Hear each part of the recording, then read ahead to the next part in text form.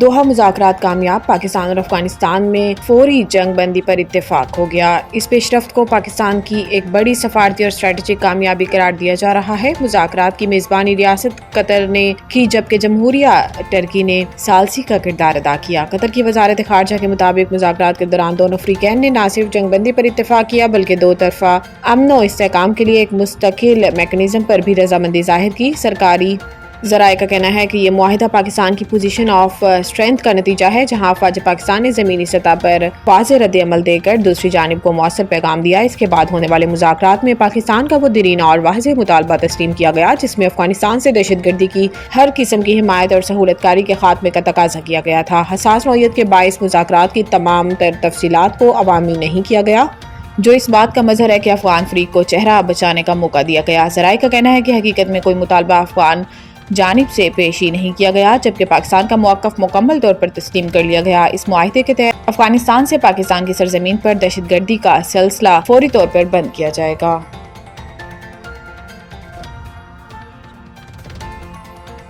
1.2 ارب dollar کی اگلی IMF قسط دسمبر تک ملنے کی توقع ہے۔ وزیر خزانہ محمد اورنگزیب دورہ امریکہ پر ہیں، جہاں انہوں نے 20 وزارتی اجلاس میں شرکت کی اور لاس اینڈ ڈیمیج فنڈ کو فوری طور پر فعال کرنے پر زور دیا۔ وزیر خزانہ کی انٹرنیشنل فائنانس کارپوریشن کے مینیجنگ ڈائریکٹر مختار ڈیوب سے ملاقات ہوئی، جس دوران وزیر خزانہ نے امید ظاہر کی ہے کہ ایگزم بینک جلد ریکارڈ ایک منصوبے میں شمولیت اختیار کرے گا۔ محمد اورنگزیب کی JP مارگن کے سینئر انتظامی وفد سے بھی ملاقات ہوئی، جس دوران دو طرفہ شراکت داری کو مزید فروغ دینے کی ضرورت پر زور دیا گیا۔ واشنگٹن میں پریس کانفرنس کرتے ہوئے وزیر خزانہ محمد اورنگزیب نے کہا کہ IMF ایگزیکٹو بورڈ جلد اجلاس میں معاہدے کی منظوری دے گا اور پاکستان کو 31 دسمبر تک IMF سے 1.2 ارب ڈالر کی قسط ملنے کی توقع ہے۔ انہوں نے کہا کہ IMF پاکستان پر قومی مفاد کے خلاف کوئی شرط عائد نہیں کر سکتا۔ IMF پروگرام کے تحت کی گئی اصلاحات نے معیشت کو مستحکم کیا اور اب تک تمام اصلاحات پاکستان کی اپنی معیشت ترجیحات کے مطابق ہیں۔ ٹیکس کلیکشن بڑھانے کے لیے پنجاب ریونیو اتھارٹی میں اسپیشل یونٹ قائم کرنے کا فیصلہ کر لیا گیا ہے۔ وزیر اعلیٰ پنجاب مریم نواز شریف کی زیر صدارت ریونیو کلیکشن سے متعلق اجلاس ہوا، جس میں پنجاب ریونیو اتھارٹی میں اسپیشل یونٹ قائم کرنے کا فیصلہ کیا گیا۔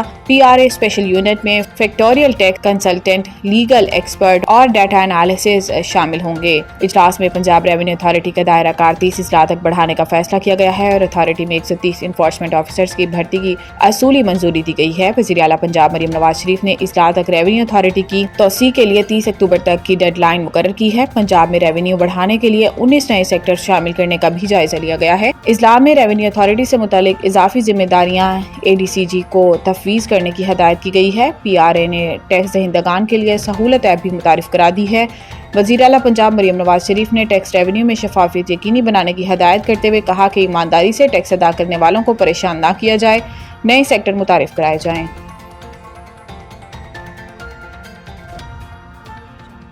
سندھ حکومت کا کیٹی بندر اور شاہ بندر میں منی فش ہاربرز قائم کرنے کا فیصلہ۔ کراچی سندھ حکومت نے کیٹی بندر اور شاہ بندر میں منی فش ہاربرز قائم کرنے کا فیصلہ کیا ہے۔ وزیر اعلیٰ سندھ مراد علی شاہ سے وزیر ماہی گیری محمد علی ملکانی اور سیکرٹری ماہی گیری کی ملاقات ہوئی، جس دوران کیٹی بندر اور شاہ بندر میں منی فش ہاربرز قائم کرنے کا فیصلہ کیا گیا ہے۔ وزیر اعلیٰ نے کہا کہ کیٹی بندر اور شاہ بندر ماضی میں اہم قدرتی بندرگاہیں رہی ہیں، منصوبوں سے مالی استحکام اور بہتر روزگار حاصل کر سکیں گے۔ مراد علی شاہ نے کہا کہ دونوں اضلاع شہر کے قریب اور موٹر وے اور نیشنل ہائی وے سے منسلک ہیں۔ منصوبہ سندھ کے ماحولیاتی طور پر مستحکم اور پائیدار ترقیاتی ویژن کا حصہ ہے۔ وزیر اعلیٰ سندھ نے کہا کہ پہلے مرحلے میں منی فش ہاربرز اور دوسرے مرحلے میں مکمل بندرگاہیں ہوں گی۔ منصوبے سے ماہی گیری، تجارت اور سیاحت میں طویل المدتی فوائد حاصل ہو سکیں گے۔ اسموگ کے باعث لاہور میں شہریوں کو غیر ضروری طور پر گھروں سے باہر نہ جانے کی ہدایت۔ اسموگ مانیٹرنگ سینٹر کے مطابق مشرق سے آنے والی ہواؤں کی زد میں آج اوسط AQI 195 سے 210 تک رہنے کا امکان ہے۔ صبح کم درجہ حرارت کے باعث آلودہ ذرات زیادہ دیر فضا میں معلق رہیں گے۔ زیادہ فضائی آلودگی کی زد میں آنے والے علاقوں میں اینٹی اسموگ گنز استعمال کی جائیں گی۔ یاد رہے کہ گزشتہ روز ہی پنجاب کی سینئر وزیر مریم اورنگزیب نے سوشل میڈیا پیغام میں بتایا تھا کہ کانہا لاہور میں پہلی اسموگ گن کا استعمال کیا گیا، جس سے فضائی آلودگی میں 70% کمی آئی اور ایئر کوالٹی انڈیکس 666 سے 170 AQI تک گری۔ مریم اورنگزیب کا کہنا تھا کہ اسموگ گنز کا استعمال فضائی آلودگی سے زیادہ متاثرہ علاقوں میں کیا جائے گا۔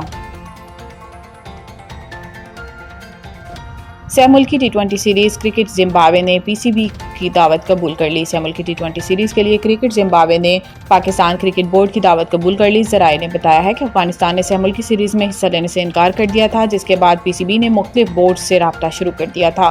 پاکستان زمبابوے اور سری لنکا کے درمیان ٹی20 تین ملکی سیریز نومبر میں ہوگی۔ تین ملکی سیریز 17 سے 29 نومبر تک راولپنڈی اور لاہور میں کھیلی جائے گی۔ پاکستان اور زمبابوے کا افتتاحی میچ 17 نومبر کو راولپنڈی میں کھیلا جائے گا۔ سری لنکا اور زمبابوے کا میچ 19 نومبر کو راولپنڈی میں شیڈیول لاہور کا قذافی اسٹیڈیم 5 میچز کی میزبانی کرے گا۔